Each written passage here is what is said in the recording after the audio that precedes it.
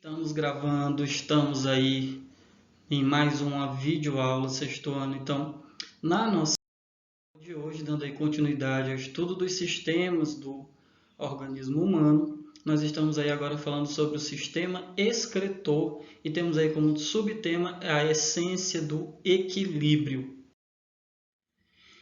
Imagine num dia de muito calor, você transpira intensamente, claro, sendo bastante sede, porque o organismo nos informa que precisamos repor os líquidos eliminados. Então, quando nós estamos aí com muito calor, nós transpiramos, né? Porque aí é uma forma de controlar a temperatura do nosso corpo. Essa transpiração nós perdemos líquido e aí o corpo, por meio da sede, nos informa que nós precisamos repor esse líquido que foi perdido pelo nosso corpo. Agora, turma, o que acontece nos dias frios? Você já percebeu que sente vontade de urinar com mais frequência? Bom, se você percebeu, saiba que não acontece somente com você. É que no frio transpiramos menos, então eliminamos mais líquidos pela urina. Frio, calor, suor, urina. Porque tudo isso está relacionado. E mais, porque precisamos eliminar esses líquidos. O funcionamento do nosso organismo também gera resíduos, que são chamados de excretas. O nosso organismo possui um sistema que realiza a remoção desses resíduos do nosso corpo, de forma a manter seu funcionamento em equilíbrio. Por isso aquele subtema lá no início do nosso capítulo. Nós iremos estudar agora o sistema excretor e compreender por que e como eliminamos substâncias do nosso corpo. Vamos ver de início quais são aí as funções desse sistema. O sistema excretor humano é encarregado de eliminar esses resíduos que podem ser tóxicos ao nosso corpo e manter o equilíbrio das suas funções. Como vimos, nosso sangue transporta várias substâncias importantes para o funcionamento do nosso corpo e recolhe os resíduos das atividades celulares, do metabolismo celular. O sistema excretor é um agente importantíssimo nesse processo, exercendo as seguintes funções. Então, fiquem atentos. Excreção de subprodutos oriundos das atividades celulares, geralmente em excesso ou não utilizados pelo nosso organismo. Controle da concentração dos líquidos orgânicos, mantendo o equilíbrio hídrico das células, ou homeostase hídrica. Os produtos de excreção são denominados catabólitos ou excretas e têm várias origens. Uma delas é o líquido intersticial que banha as células, penetra no tecido sanguíneo e é eliminado juntamente com grande parte de água pelo sistema urinário e pelo sistema respiratório. Exemplos de excretas eliminadas pela urina são ureia, ácido úrico e amônia. O que acontece com o álcool que é ingerido? Substâncias tóxicas ingeridas através dos alimentos ou através da respiração, como álcool, tabaco e vapores oriundos de pulverização do meio ambiente, são eliminadas pelos órgãos do sistema excretor. Então, nós aí estamos vendo alguns desses órgãos, estamos vendo aí os órgãos que formam o sistema excretor do nosso organismo. O álcool é uma substância de consumo muito aceita socialmente, porém pode trazer problemas para aquelas pessoas que consomem em excesso, tornando essas pessoas até dependentes. Para que essas substâncias tóxicas sejam eliminadas do organismo, faz-se necessária a ação do fígado, órgão multifuncional, ou seja, ele realiza aí várias funções, que é capaz de converter o álcool em gordura.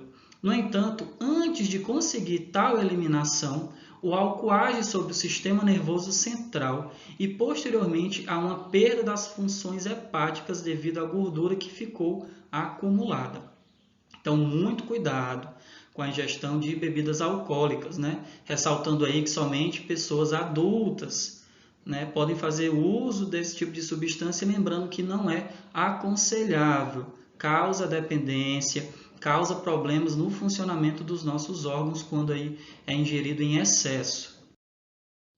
Sabe-se também que o álcool provoca desidratação, pois ele inibe o hormônio antidiurético, o ADH, que ajuda a reter a água no nosso organismo, levando à constante diurese, ou seja, a produção de urina.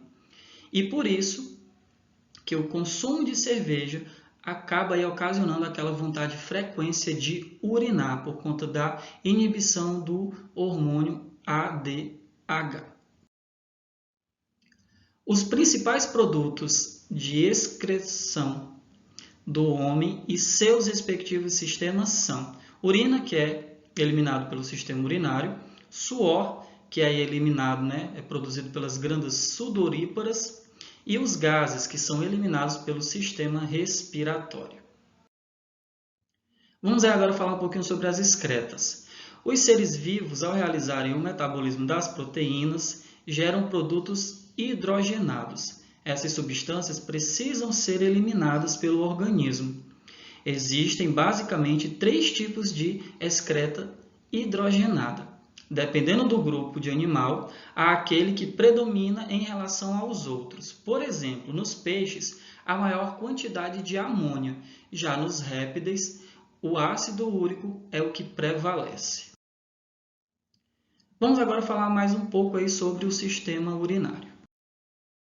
O sistema urinário é formado por um conjunto de órgãos e estruturas com funções de filtração do sangue e eliminação de substâncias tóxicas ou em excesso no nosso organismo. Então, turma, que fique bem claro, o sistema excretor, né, o sistema urinário, ele não vai eliminar somente substâncias tóxicas, ele também vai eliminar aquelas substâncias que estão em excesso no nosso corpo. E tudo em excesso acaba causando problema ou prejuízo.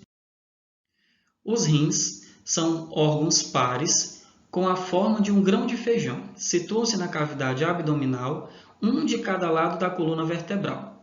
Tem uma cor marrom avermelhada e comprimento de aproximadamente 11 centímetros. Pelos rins de uma pessoa saudável passa diariamente mais de 1.000 litros de sangue que serão filtrados por milhões de unidades microscópicas chamadas nefrons. Como produto final, aproximadamente 1,5 litro de resíduos é excretado na forma de urina diariamente. Temos agora os uréteres, par de canais condutores que transportam a urina dos rins até a bexiga urinária. Temos agora a bexiga urinária, como já foi citado, que é uma bolsa muscular elástica e oca, que tem a função de armazenar a urina. A bexiga urinária retém a urina temporariamente até que o volume dessa substância alcance cerca de 300 ml. E em seguida entra em ação sensores nervosos presentes na parede da bexiga, que passa a enviar mensagens ao sistema nervoso, fazendo com que tenhamos a vontade de urinar. A capacidade máxima da bexiga urinária é de 700 a 800 ml. Ela é menor nas mulheres do que nos homens devido à localização do útero, que ocupa o espaço imediatamente acima dela. E temos a uretra, é a porção final do sistema urinário. Por ela, a urina é eliminada do organismo. No homem, a uretra tem um comprimento de cerca de 18 centímetros, ao passo que na mulher a uretra tem aproximadamente 3 centímetros. Filtração renal, ou seja, a filtração realizada pelos nossos rins. Quando examinados através do microscópio, os néfrons apresentam 2 regiões denominadas de glomérulo de Malpighi. É uma estrutura formada por um aglomerado de capilares. Esses capilares se unem formando vêmulas e, posteriormente, a veia renal. A função desses capilares é filtrar o nosso sangue. Túbulos são os coletores que absorvem as substâncias úteis ao organismo, lançando-as na corrente sanguínea, ao mesmo tempo que eliminam as substâncias residuais, transformando-as em urina. E aí, como ocorre a produção, a formação dessa urina no nosso organismo? A urina do ser humano é formada em 3 etapas que são filtração, reabsorção e secreção. Então, na primeira etapa da filtração, o sangue sai das artérias e penetra nos capilares do glomérulo de Malpighi, sob alta pressão, forçando a saída do plasma sanguíneo para a cápsula de Bowman. Esse plasma é conhecido como filtrado glomerular e é constituído por água, ureia, ácido úrico, creatina, sais minerais, glicose e aminoácidos. Já na segunda etapa, que é a reabsorção, o líquido filtrado é transferido da cápsula de Bowman para os túbulos renais. Passado o túbulo, com o tecido proximal, o filtrado passa pela alça de L, onde substâncias úteis como água, glicose, aminoácidos e alguns minerais são capturadas e reconduzidas de volta à nossa circulação sanguínea. Por isso que essa segunda etapa é chamada de reabsorção. Algumas substâncias voltam para a nossa corrente sanguínea. Na terceira e última etapa, secreção, o líquido restante, contendo parte da água não absorvida, ácido úrico, ureia, amônia, creatina e alguns minerais, já pode ser chamado de urina. Esse líquido, então, passa pelo túbulo contorcido distal, que leva a um canal coletor que acumula a urina proveniente de diversos nefrões, finalmente lançando-a na pelve renal.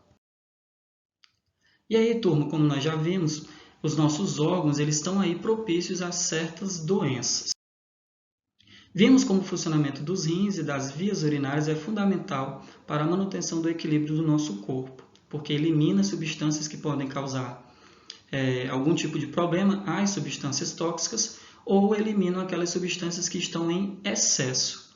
Quando esse funcionamento é disfuncional, isso pode acarretar o acúmulo de substâncias nocivas em nossos organismos, comprometendo as várias funções que ele realiza.